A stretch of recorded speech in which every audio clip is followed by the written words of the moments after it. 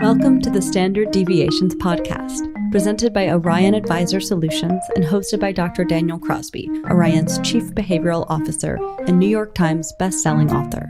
Each week, Dr. Crosby interviews a fascinating new guest on a range of compelling topics, from literature to psychology to financial wellness. To learn more about Dr. Crosby's behavioral finance work at Orion, visit www.orion.com.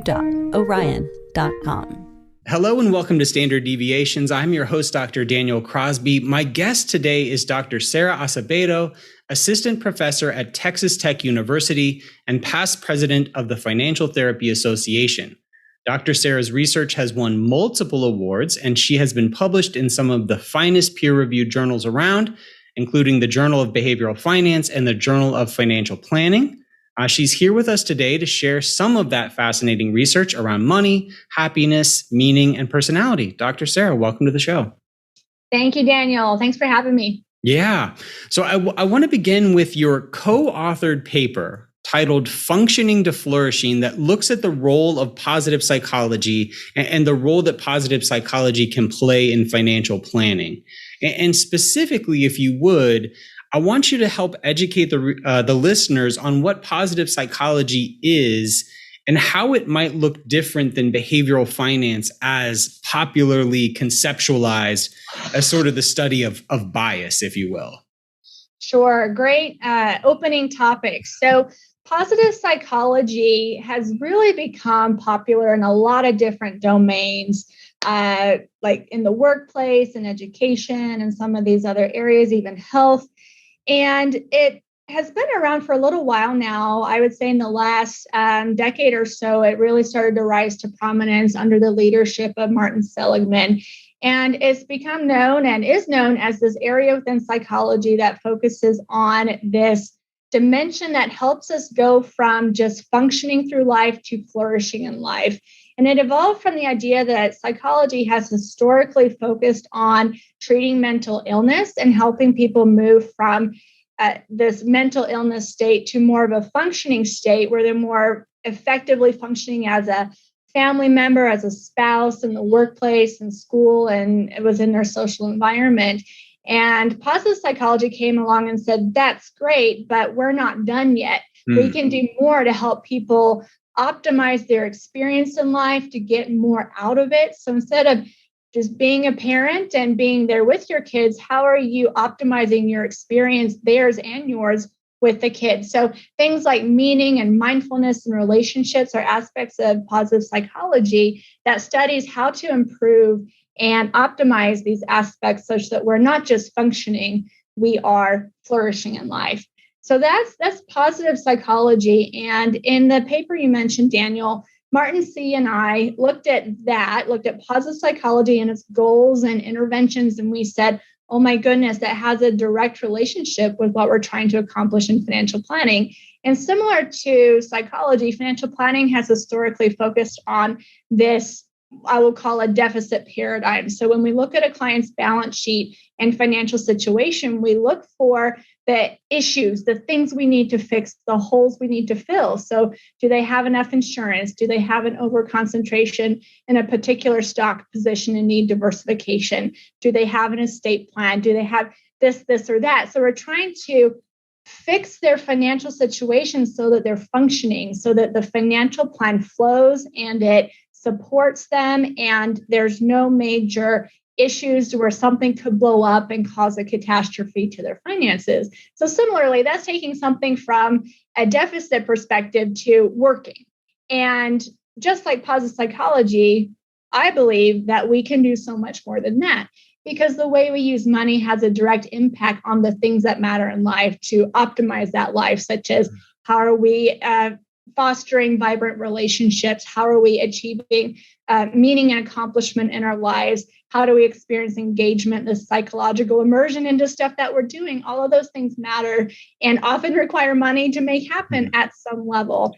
So positive psychology applies to financial planning in that way. That's different than biases. Biases are part of our cognitive processing and can skew how we see things and how we process and interpret things. But positive psychology takes a much broader approach and says, how are we achieving and optimal life, and how does money support that? Biases may be part of that. We may, have a financial situation, not be financially satisfied by it unless we can shift our thinking in some way. That would be an example of maybe a bias in how we're viewing our money. Positive psychology seeks to treat the whole picture and help us align money with what we truly want.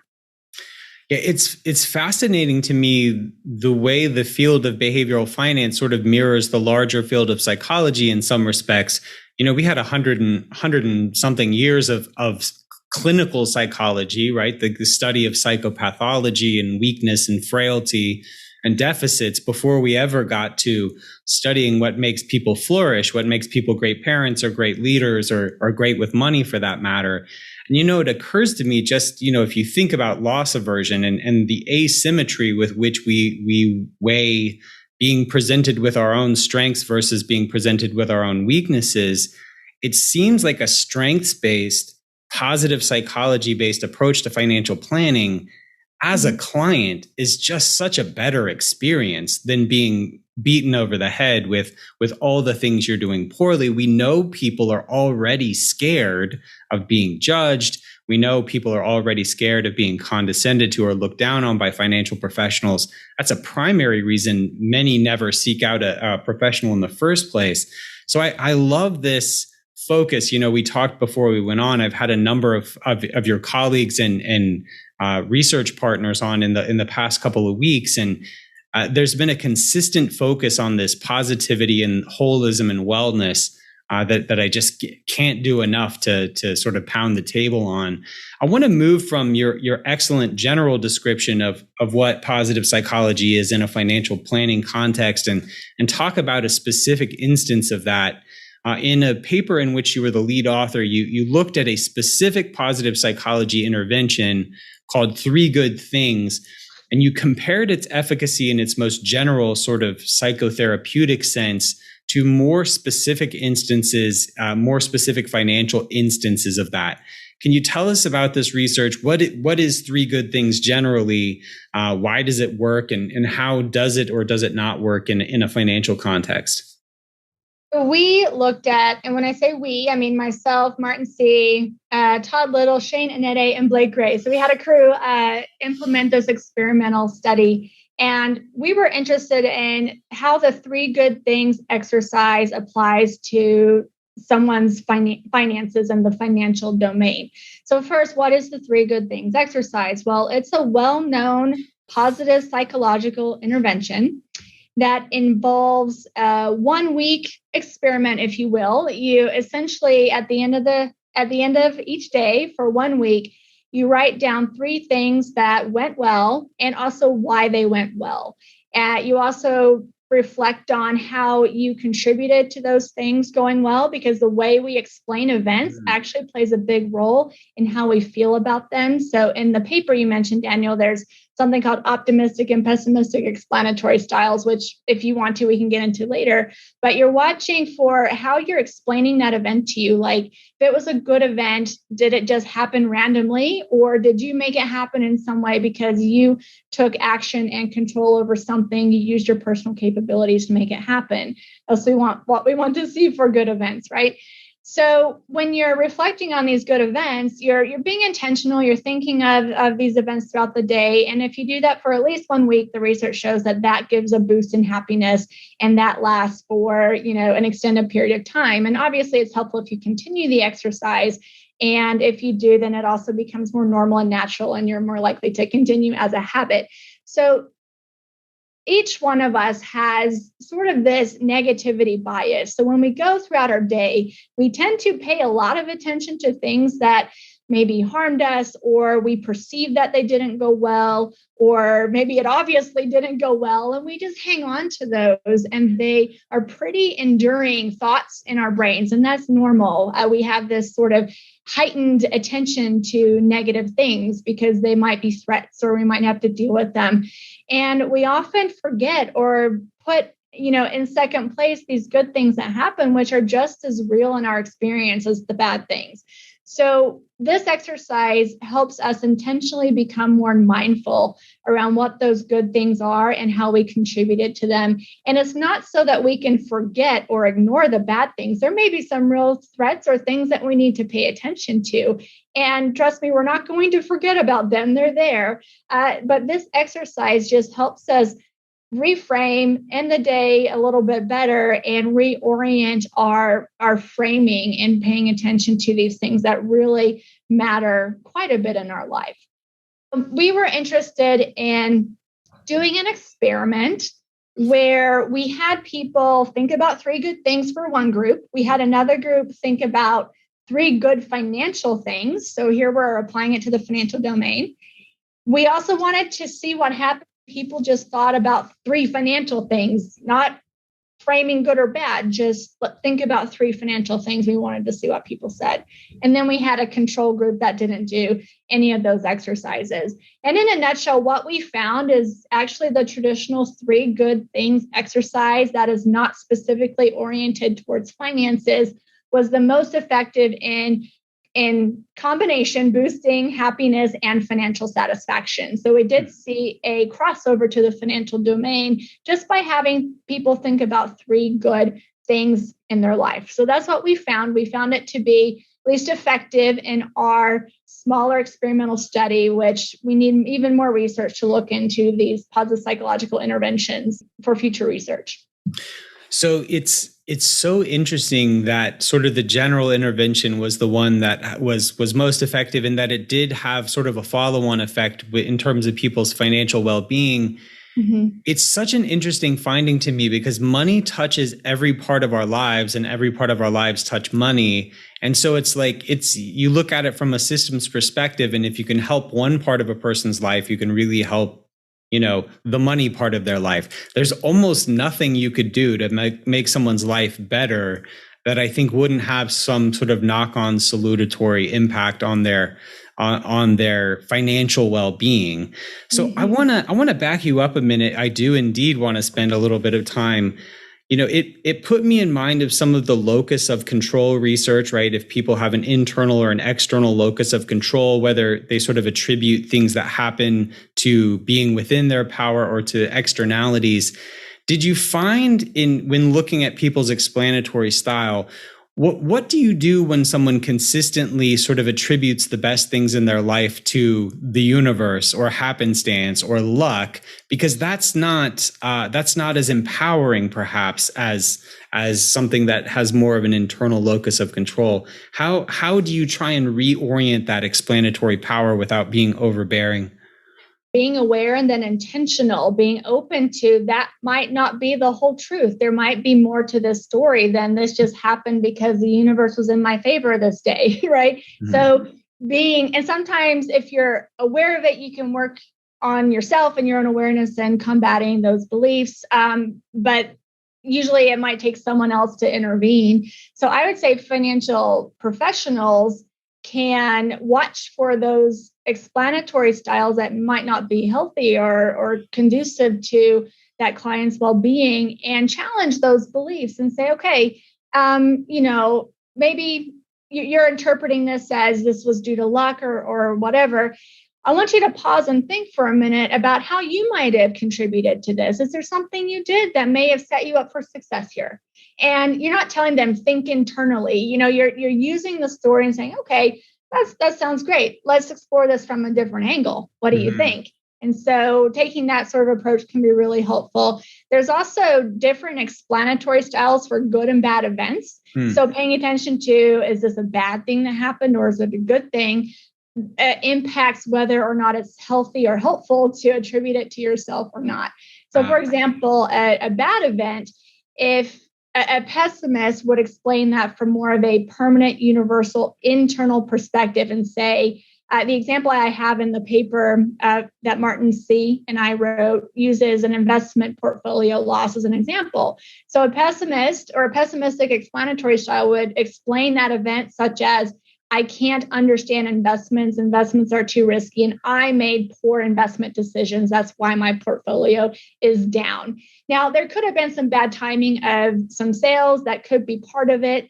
But you can see how that explanatory style is very permanent, is very pervasive, and it attributes the cause specifically to yourself, which may not be the whole story. Someone with an optimistic explanatory style would explain that same event from a temporary, specific, and external manner, such as, I don't understand last year's investment market decline. So that's specific to not, I can't understand investments, but I can't understand what happened last year. So that's temporary, and it's specific in terms of the market last year. And they might say, well, stocks had poor performance, not the whole investment market is too risky, but the stock specifically had a poor performance last year. So that would be specific. They would also attribute the decline to something external. So investment markets decline sometimes. That's totally normal and healthy. I may have sold some things at the wrong time, but also volatility is normal. So that would be more an external attribution to the bad event. It doesn't mean you disown any responsibility, but you are at least open to other factors beyond yourself that are out of your control that might be impacting it. And that's a healthy thing. Yeah, helping people grasp the roles of luck and skill in financial markets where there's lots of both, perhaps is a tricky thing. But I really like that. I was sort of visualizing it as a quadrant in my mind about, long-term versus short-term, temporary versus permanent, these sorts of things. I like that positioning. One of the things that I get periodically, I think many of the advisors with whom I work are exceptionally skilled counselors, would have made excellent, social workers or psychologists. But I think there's a small subset that when I talk about some of the things that I talk about, they'll say something to the effect of, this sounds like it could get messy, right? Like if I go into this part of the world with my clients, it seems like I might touch a nerve and things might get messy. Now, you've written about how financial advisors are in a unique position to train clients in conflict resolution around money. So that could get a little messy. So talk to us about why money is uniquely ripe for conflict. And then second off, why are advisors well positioned to help, do you think? Good points in that question. So one, I would say it's already messy, whether you like it or not, that stuff is there. So The question is, what do you want to deal with it? And how much you want to deal with it depends on what is your job? What do you need to do? What do you need to accomplish? And I believe that financial planners need to start being open to these other things because it directly impacts the quality of advice that you give. We all know you can give the best technical answer or recommendation, but if it doesn't fit what the client is ready for from a behavior change perspective, or maybe you have a couple and the spouses, they don't agree on exactly where they want to go, your advice is going to miss and you're going to spend plenty of time trying to come back at it and figure out what's going to work for them.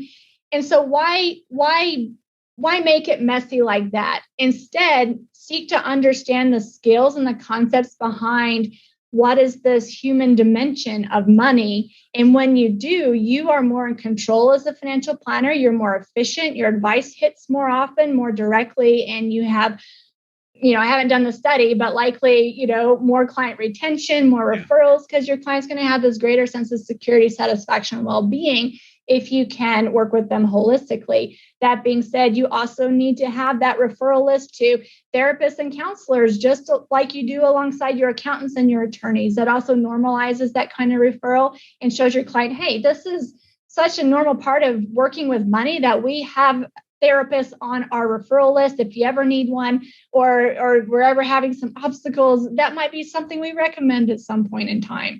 So that's up to or partial answer to your question, Daniel. And I would say also that financial planners are in a great position to help with this because part of working through conflict and disagreements, not only within the couple, but between you and the client is normal. It's just whether or not it's bubbled to the surface or not.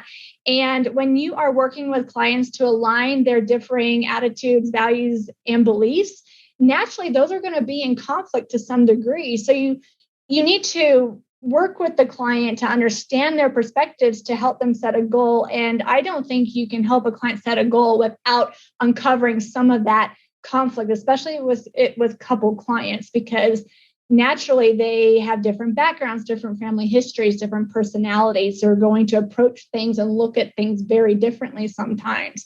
Now, they're going to have areas of overlap, but there's still going to be little areas that will be uncovered over time where they differ. So to do a good job in setting goals and helping your clients walk that path of behavior change, you really can't avoid the conflict and the friction that might be there, which the conflict literature actually states is healthy. Conflict is really just the symptom of differing perspectives. And if we want to build a relationship, we want to understand those differing perspectives so that we can come together, have a greater understanding and connection with that other person. And when we do and work through that friction and conflict, we can get to a better place, not only with money, but relationally as well. So all of that is so fantastic, but I want to go back to something you said sort of early in your comments there, which is that the mess is there whether or not you acknowledge it, right? And if you don't acknowledge it and you fail to bring it to the surface and illuminate it and make it, give it some form so that you can deal with it, it's just sort of wreaking havoc silently behind the scenes. And I think stuff continues to go wrong and no one can kind of name the wrench in the works. And so I think it's going to be messy, regardless of whether or not you bring it up. The only hope for it becoming less messy is, in fact, taking it on. Now, another piece that I loved about this same paper was that in figure 2 of that same paper, you give a couple of practical steps for helping to resolve financial conflict.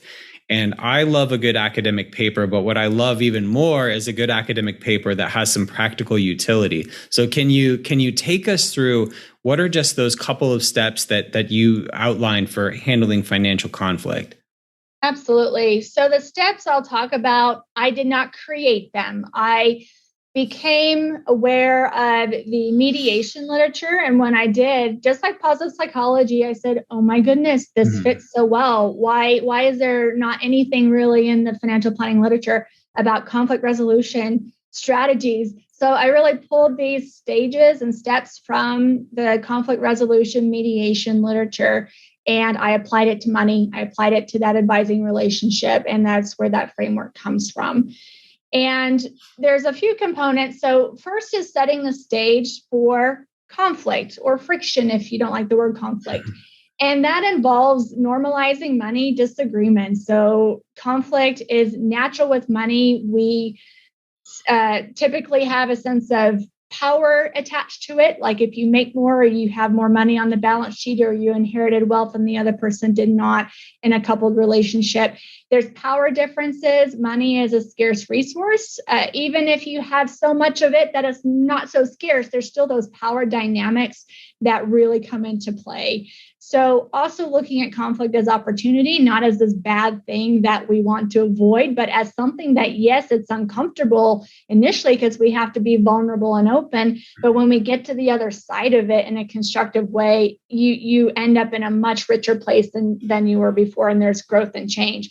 So as a financial planner, setting the stage for it yourself with just like the therapist referral, normalizing it, telling your clients, disagreements about money are so common that we make a point to talk about it. And when you're ready, of course, but this is something that is normal because you have different backgrounds and look at money differently and talk about it differently and see it differently. So this is just something that is a natural part of our process, is to talk about each of your perspectives, understanding that there's going to be some differences between the two of you, and that's okay. We are excited to learn about it and work through it with you. So that's an example of setting the stage, normalizing its opportunity for growth, and looking for opportunities to balance power wherever needed. So one person might not have as much financial knowledge as the other and feel a little weaker in the discussion because they don't really grasp maybe investment allocation or debt and interest rates, as well as the potentially more financially dominant person might. So sometimes you need to give a little financial education to help balance power, even just helping control the meeting flow with talk to one person, then shift it to the other one, help them have more of a voice. So setting the stage is the fundamental first step. So then once we've kind of done that and we're interested in helping someone or a couple see eye to eye, and I keep saying couple, but this could be a parent and child. It could be an individual and their friend. You can even use this in a work setting with a colleague. I mean, this is broadly applicable across many, many domains. So the four major steps or stages of conflict resolution are: 1, separate the people from the problem; 2, focus on interests, not positions; 3, generate options for mutual gain; and 4, establish objective criteria. So I'll quickly define each one. We can talk about how it applies, but interrupt me, Daniel, at any point if you have a question or want me to pause on something. So separate the people from the problem. I want to wrap your head around, but it recognizes that any conflict involves people issues and the actual problem itself. The people issues are often rooted in history of a relationship. There's judgment, there's blame, there's respect issues, to where it's not really about the actual conflict problem. You're sort of at odds with how you feel about that other person, whether or not they're listening to you, whether or not they're blaming you or you're blaming them. So it's sort of this relational people stuff. And in a conflict, there's that. And there's also the actual problem, such as we need to save. We need to maybe cut back on gifting to the kids because it's harming us financially, or we need to establish a budget, or we need to invest our money and have an asset allocation that's healthy for us. So you have people issues and the problem issues, and conflict is often really difficult because of this sort of connection between the relational stuff and the problem stuff. So when we say separate the people from the problem, we need to recognize, one, that they can't always be totally separated. So when you're working with a couple or any sort of social relationship, recognize that you're constantly working with the actual problem that is objective and they need to tackle, and the people issues that are intertwined.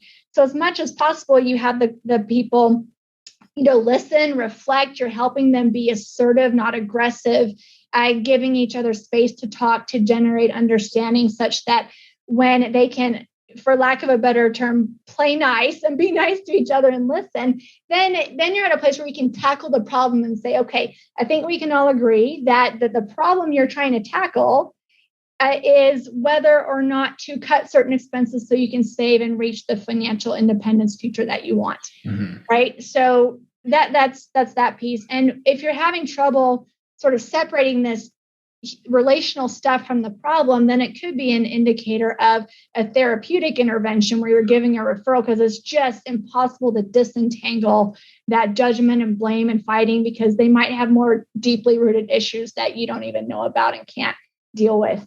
So understanding that piece, separating the people from the problem, getting the couple or the individuals to focus on the problem and solving that and tackling that hard, but being easy and open and more forgiving to each other. That's that. Second, focus on interests, not positions. We often fight and are gridlocked because we're each taking a position on something, whether it's to save or not to save, to gift or not to gift, to invest or not invest, right? That's the position. That's the thing we are grabbing onto and arguing about. Those positions are often and mostly rooted in underlying interests. Interests are the things that are motivating us to take a position. And the mediation literature suggests that the main reasons why we might take a position are to protect our safety, to maintain control, to protect our economic concerns and sense of safety and security around money. So a lot of those fundamental human needs of safety, security, achieving wellness and well-being are the things that are underpinning why we want something. So if we can help clients focus on and understand and listen to each other around those underlying interests, then we have some flexible, movable ground where you can create alignment and actually solve something. But you will fight all day long if you stay at that position level, because then it's a battle of power. It's a battle of, who's going to compete and win that argument. but we soften when we get to that underlying interest level, and then we can get somewhere. So I think I have an example of this at the risk of oversharing. So my in-laws are here visiting right now, and last night we were having a fun family conversation, and so they're like, "Hey, tell us about a big fight you had." So tell us about what was one of your earliest fights. So me and my wife, and right before we were going to be married, my wife came to me and she said, would you, if you lost your job, would you work at a fast food restaurant to support our family? And I was like, why would I work at a fast food restaurant? I have a doctoral degree. I was like sort of offended by this question. I'm like, I didn't go to 8 years of college to work at a fast food restaurant. Of course I would not do that. And she got very upset, and we had this big fight. And lest I give too much intrigue to the listeners, we haven't fought much in the intervening, 16 years we've been married. But this was a big disagreement. And, when we talked about it last night, of course, we're sort of laughing about it now. But when we talked about it and got sort of to the bottom of it, we had the value beneath it was, will you work hard for our family? Like, will you do what it takes to support our family? And if it had been positioned thusly, I would have said yes, right? Like if someone would have helped us kind of get to that underlying core value of, do you value hard work? Will you do what it takes to support our family? I would have said, well, of course I'll do that. But we kind of got hung up on the specificity of me going to work, at McDonald's or whatever. And like, it became this sort of very specific disagreement about the specific position, all the while missing the really core of shared value underneath it, which we both have, which is, are we both committed to working hard to support our family? And yes, we both are. So it's like, if someone could have helped us reframe it in that moment, I think it would have gone away immediately, but instead we're fighting about the specifics of McDonald's, right? Right. And that example was perfect. So working at a fast food place was the position. She said, you will, you said, I won't, right? And then it escalated because emotions kind of came into play, and you felt, there could be feelings of disrespect or, whatever might be there. And it's really hard for people, if you're in the argument, to step back from your own reaction and say, okay, wait a second, we need to do this differently. So it really helps to have a independent third-party help. Now, couples don't always have that person at home. So when you become aware of conflict resolution strategies and skills, it helps to, be that person who steps back from that conflict and says, okay, I'm going to take the first step to let go of my point here for a second and say, okay, honey, it's important to you that I would work at a fast food place if needed in the future to support the family. Tell me more about that. Where are you coming from? What does that mean? And just sometimes collaboration then gives you more insight into what they mean, so you're reacting less. And then you can flip it to you and then explain, here's when you say that, here's my reaction, here's where I'm coming from. And then it's so hard when you're in the fight to be the one to do that. And I know I'm terrible at it when it's me. When I'm helping other people, I can do that, but it's really hard when you're doing that for yourself. So yeah, no, that's great. That third party objectivity is critical. 26-year-old Daniel needed that in a big way. So yeah. All right. So I'll let you get back to your steps. I apologize. I just thought it was fresh on my mind. Good. No, that's perfect. I love it. So the next step is generating options for mutual gain. So the first two steps are about talking, listening, exploring what's going on, where are we coming from? And then generating options for mutual gain is about creativity and brainstorming around what are potential solutions that meet your interests and that meet mine. So the financial planner can facilitate this by just opening up the conversation to uninhibited brainstorming. So don't place boundaries on this yet. So a financial planner is going to want to bring in some numbers and say, well, from a gifting standpoint, you can do this or that, but don't do that yet. You have to wait, because you risk implying judgment, you risk implying these certain constraints that may limit their creativity for a solution that actually fits really well. We have to accept the fact that as financial planners, we don't have all the answers, and that client is an expert in their own lives, and they have the answers that will best fit who they are, that will serve their future, and that will help them, come together and meet in the middle a little bit. So opening it up for brainstorming, there's a lot of ways you can do this. This could be the client goes home and brainstorms on their own, and you meet with them in a week or so after they've had a chance to think and, go through it. You could do sort of a brainstorming session right there and then. It is also beneficial to have each person create a list of ideas based on the other person's interests and needs. So, what does working hard for the family look like? You take the perspective of what do you think she would say? And she takes the perspective of what you would say. So you're kind of taking that other person's perspective into the conversation, and you're trying to have empathy and come up with what might work for them. So that's generating options for mutual gain. The last step is establishing objective criteria. This is where the financial planner loves to be. This is tax law. This is spreadsheets. These are numbers. This is finally putting some parameters around these ideas in terms of what is feasible, what works, what are maybe the top 3 or 4 ideas a client has. Now let's look at how to implement, and does this work or not?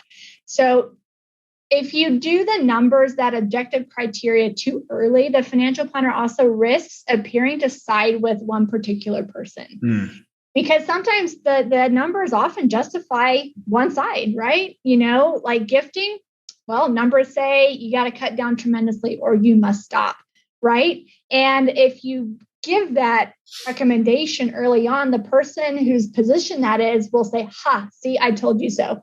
And then you're going to escalate, and you're going to lose one person feeling heard, and it'll break down from there. But if you wait till the end, now you've established a foundation of mutual respect, understanding, and empathy for each other's interests, and you've developed an understanding of what it is each of them needs. So the numbers may be the numbers, but with that discussion, you're able to highlight how a particular solution might actually meet both of their needs. The example I like to give is maybe buying a second home or something. So maybe the position is to buy or not to buy, but the underlying interest for one is financial security, and the other is to develop strong, vibrant relationships with the family. Yeah. So maybe the answer is don't buy that second home, but there are other ways to, maybe travel and do events that help to foster those relationships, but also don't put your future financial security in jeopardy.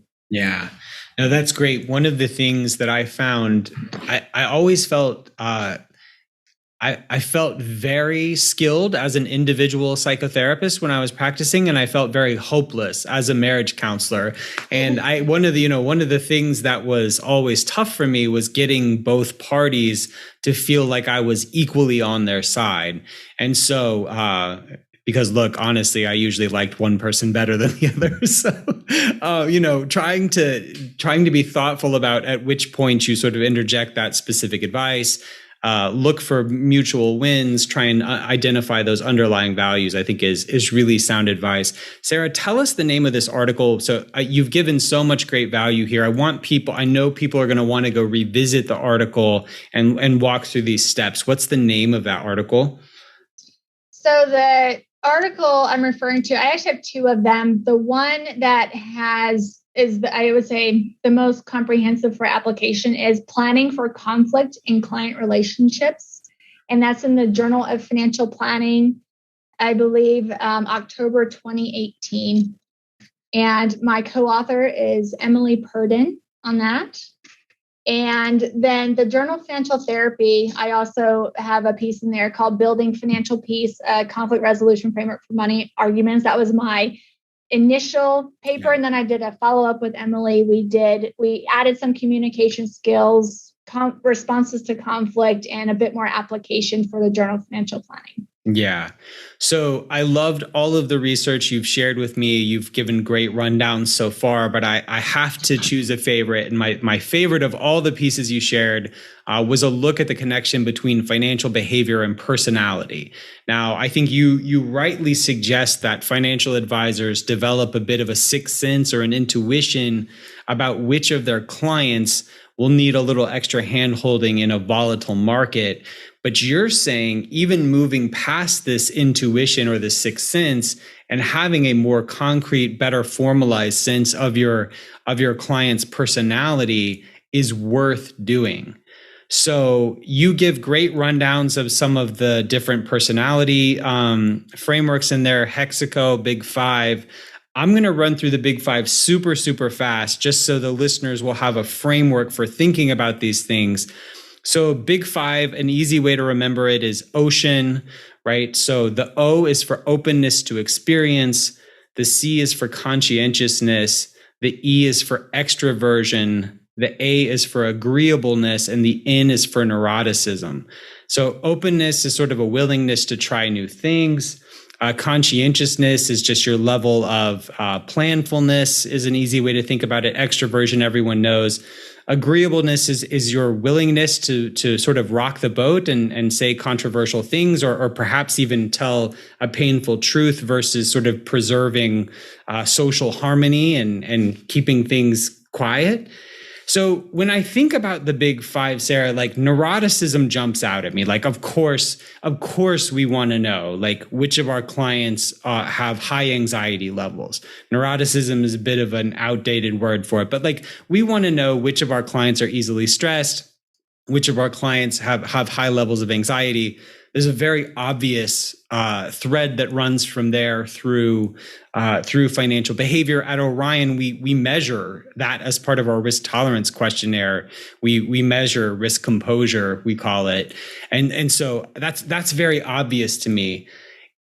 The less obvious ones, things like extroversion, things like openness and agreeableness, do we still want to know these things? Does it matter for an advisor to know these other things, or is it really neuroticism's the big one? That's a great question. And there's sort of perspectives in my response to that. One would be, why wait? So the Big Five traits are very well studied. They've been applied in personality psychology to a variety of different behaviors, even financial behaviors. So we don't know definitively, right? Causality is tough, but we don't know definitively how they'll behave, and every individual is unique. But there's a lot of evidence for how different personality traits tend to produce certain financial behaviors. So one, it's helpful to know early on to get a sense of how might my client respond to this, while simultaneously not assuming you know, because you don't. So you still have to get to know them. So having an understanding of their basic functionality at the level of personality traits gives you insight maybe into some questions you might want to ask. But furthermore, it helps you get to know your client. And if you're interested in bringing in the therapeutic psychology side of money into your practice, I think personality traits is a really good, non-judgmental, low-risk place to start. So if you ask someone to say, okay, talk about who you are, your personality, these are the Big Five, here's how you scored. How do you see that in your life? Tell me a little bit about how this might impact the way you work with money. So if someone's highly conscientious, they'll maybe look at that and say, oh yeah, I'm so task oriented. I love budgeting. I do it every day. And, this is just something that gets me going. Or someone who might be low in conscientiousness says, oh, I have a really hard time keeping track of things. I think I'm financially secure, but I'm not sure. I really hate spreadsheets and I hate the budgeting process. It also gives you insight into how their personality might inform solutions they might like or solutions they might not like, for example. So it's a great, I think, icebreaker into this therapeutic psychology side. People generally like to talk about who they are. Makes them tick. Now, you might have some clients who are a bit more reserved and might take a little bit longer to warm up, but that's going to be less invasive than maybe money scripts on your first meeting, which talks about, the stories we tell ourselves about money that come from our past history and family experiences. Like, that's great stuff too, but you might have a slightly harder time getting clients to open up really early on. So personality can be a way into that gives you insight into how they tick, how they view their money, how they view their basic human functioning as it relates to money. And then also, if you're in a larger firm to where you have a larger advisory practice with many different financial planners and you're assigning clients to certain financial planners, having an understanding of that client's personality might help you best match them with the right person early on to set that relationship up for success. So if you have an advisor who's a little more neurotic, you have a highly neurotic client, and you can see that right away from some of these assessments, that might not be the best match. You will need someone who can maintain calm and help comfort them. Now, that's not to say if you're an advisor, you're slightly higher on neuroticism, that you can't work with neurotic clients, because personality is all about understanding who we are, what our triggers are, what makes us tick, and then working with that trait and adjusting it in the moments where we need to. So if you know you're a little bit higher on neuroticism, what are some strategies that you can put in place to help you manage those negative emotions when they come up a little bit better?